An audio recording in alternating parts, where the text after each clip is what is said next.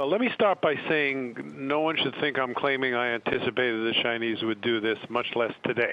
But one of my fears for a long time as this trade war waxed and waned was that someone, and it turns out to be the Chinese, but Trump would like it to be the Americans, would resort to what we call competitive devaluations. I make my currency cheaper, that makes your stuff more expensive, then the other country retaliates, and off you go. This has been a fear of mine, of lots of people for a while, and it's premature. This is day one of the second phase of this war. In fact, it's I don't know what hour it is, but we're not even a day. We don't know where this is going, but it's worrisome. But, it's really hard to affect the dollar, isn't it, Alan? I mean, it's an enormous market to really push and pull, and then the Fed conceivably could sterilize things. Do you really believe that we might actually respond by trying somehow to weaken the dollar? I do. The President and the Secretary of Treasury have almost said that. Right. Can they do it? Can they actually effectively do it in the market, in your opinion? And we had guests earlier who pointed out the real difficulties of actually doing that in a meaningful way. Sure. I believe they can. Let me just say two things that are sort of on your side of the argument.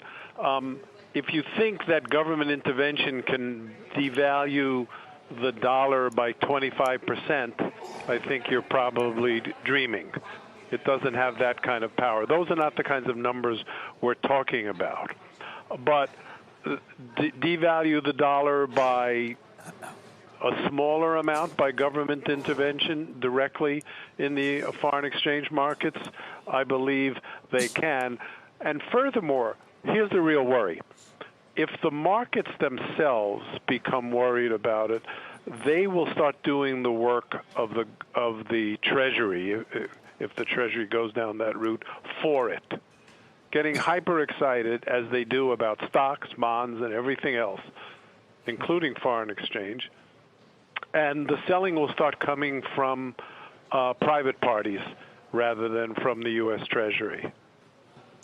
So, Alan, lay out the risk for us. We were just talking a couple of weeks ago, people saying that rates should be lower, the Fed should lower rates because other countries are doing it. Now we're talking about the dollar being devalued because other currencies are doing it. Where do we end up if all that happens?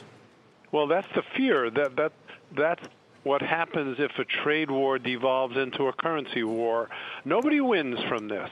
So if country A devalues, China, then country B devalues, the United States, then pretty soon country C, the EU, is on there defending themselves, and other countries are doing the same. The odd but obvious thing about a currency war is that it's only the ratios that matter, right? It's the yuan against the dollar, the euro against the dollar, the euro against the yen, and so on. One country that holds the denominator of that ratio, the other holds the numerator. It's impossible for all countries to get less valuable at the same time, but they can try, and in a destructive currency war. Alan, I realize in many ways we're in uncharted territory right now, but can we point to other points in history, or I guess in U.S. history, recent history, where we have seen Treasury step in and devalue the dollar? Not many. There was an instance in the late 70s when the Treasury in the Carter administration was accused of that. It's not so clear that they actually wanted that outcome, but this was just sort of words that came out of the Carter administration that got interpreted as advocating a soft dollar. That kind of latching on to a few words happens relatively frequently, but it's very, very rare that the U.S. government actually gets behind it and says, yes, that's what we want to do.